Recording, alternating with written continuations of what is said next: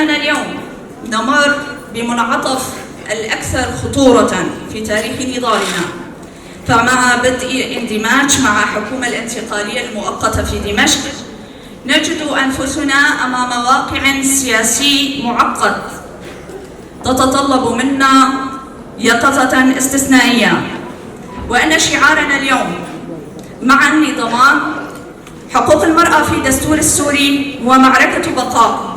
فواقع السحيق يخبرنا أن مكتسبات لا يمكن ولا تحميها إلا دستور ديمقراطي حقيقي في سوريا تعددية لا مركزية، وضمانات قانونية صلبة تنتزع الاعتراف بخصوصية تنظيم المرأة. أمام تغول الذهنيات الإقصائية والجهادية والسلفية والتي لا تزال تتربص بنا، أن هذه القوى الظلامية تسعى اليوم من خلال منافذ سياسية سواء واجتماعية لاستئصال حضورنا العام، سواء بخطاب الكراهية والابتزاز الفكري، لإعادة المرأة السورية إلى زوايا الصمت والتبعية. أن مسؤولياتنا اليوم تجاه المجتمع ودماء شهيداتنا تفرض علينا التحرك في مسارات متوازية وعدة، لذلك سنناقش المسار السياسي والمحور السياسي مع رفيقة جان 20. أكيد نبارك عليكم نوروز، ونتمنى أن يكون نوروز هذا العام نوروز الحرية والسلام لسوريا ولكل الشعوب التواقة للحرية.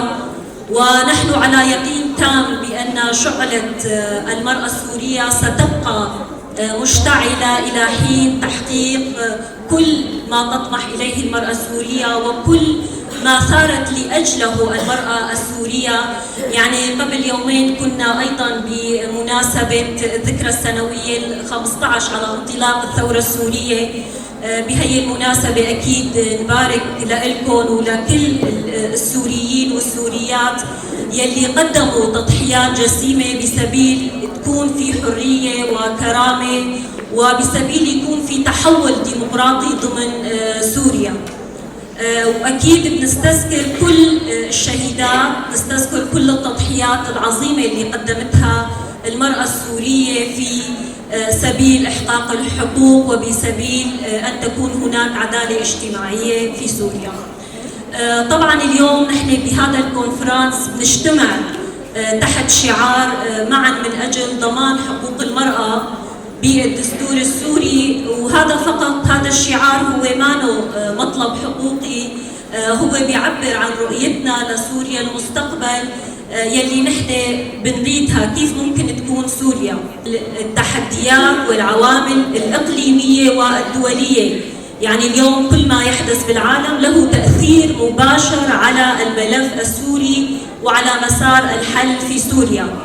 يعني نحن نعلم بأنه الشرق الأوسط هو عم يشهد تحولات استراتيجية عميقة، خاصة بظل الحدث الأخير المهم اللي هو الحرب بين أمريكا وإسرائيل من طرف وبين إيران من طرف آخر.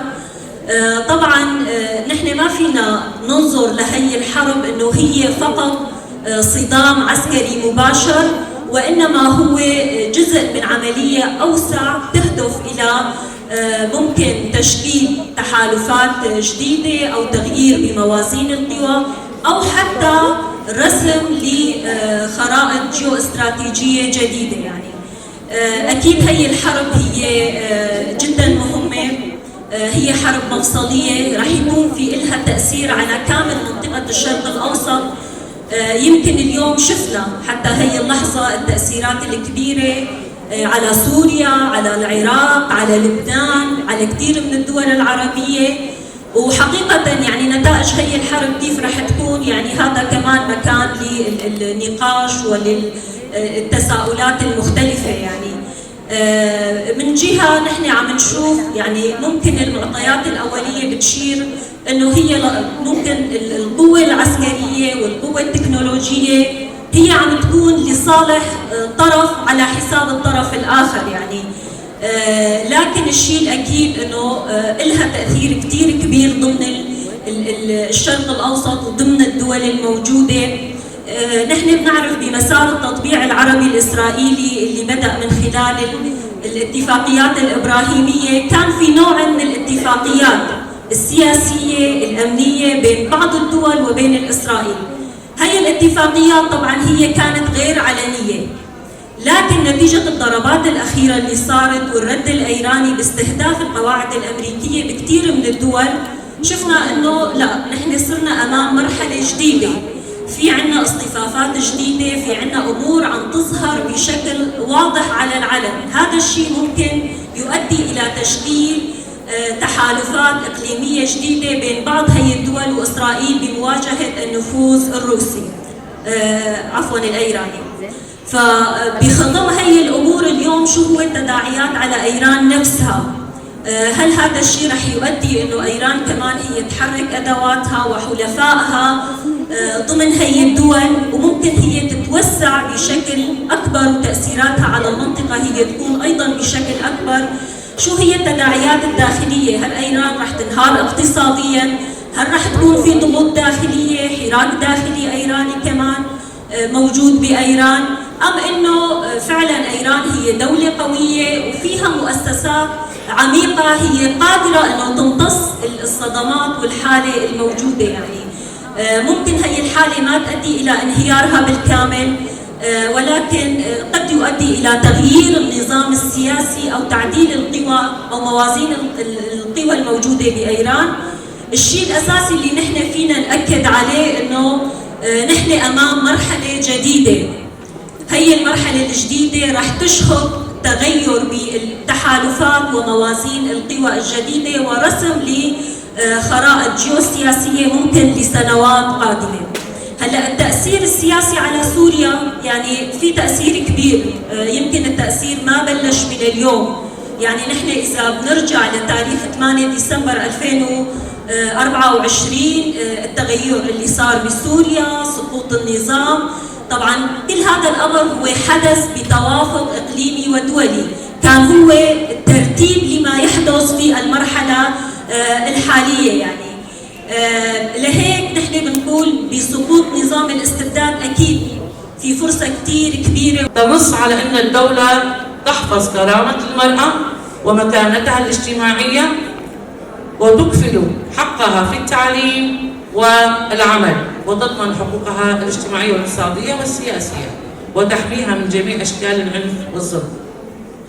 ويعد هذا النص اعترافا مهما بحقوق المرأة، إلا أن تأثيره يبقى محدودا من الناحية التطبيقية، لأنه لا يتضمن ضمانات دستورية واضحة لتمثيل المرأة في السلطة، ولا يحدد آليات قانونية لتحقيق المساواة الفعلية في مواقع القيادة وصنع القرار. وبالتالي يبقى الحديث عن حقوق المرأة في هذا الإعلان ضمن إطار الحماية العامة للحقوق دون الانتقال إلى مرحلة التمكين السياسي الفعلي للمرأة، وهذا واضح من ضعف تمثيل المرأة اليوم في هذه المرحلة. ثالثا، المرأة في العقد الاجتماعي لشمال وشرق سوريا يقدم العقد الاجتماعي لشمال وشرق سوريا نموذجا أكثر تقدما في التعامل مع قضية المرأة، حيث لم يكتفي بالحديث عن المساواة كمبدأ نظري، بل حولها إلى نظام سياسي وإداري ملزم، بل وضع آليات عملية لتطبيقها لمعظم مواد العقد الاجتماعي من المقدمة والمادة 6 حتى نهاية المواد. هناك توازن كامل لحقوق المرأة ضمن العقد الاجتماعي الذي يعتبر بمثابة دستور في المنطقة، حيث ينص هذا العقد على المشاركة المتساوية للمرأة في مؤسسات الحكم والإدارة، ووضعت النسبة بما لا يقل عن 50%. كما يعتمد نظام الرئاسة المشتركة لضمان التمثيل المتكافئ بين المرأة والرجل في قيادة المؤسسات. إضافة إلى ذلك يعترف بحق المرأة في التنظيم الذاتي والمشاركة الفاعلة في مؤسسات الإدارية والقيادية، بالإضافة إلى الكثير من المواد التي تضمن عدم استغلال المرأة أو التمييز وتكريس الكونفدرالية الديمقراطية للمرأة ككيان خاص بها ولكي تأخذ القرارات المعنية بشأنها. إن المقارنة بين هذه النماذج الثلاثة تظهر بوضوح إن طبيعة النصوص الدستورية تؤثر بشكل مباشر في مستوى مشاركة المرأة في الحياة العامة.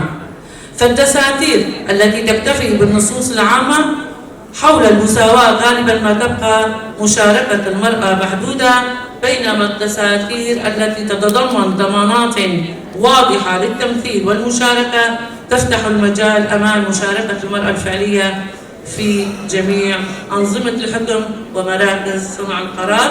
وبالتالي فإن حماية مكتسبات المرأة لا تتحقق بالشعارات أو الخطاب السياسي فقط في بناء السلام وصناعة المستقبل.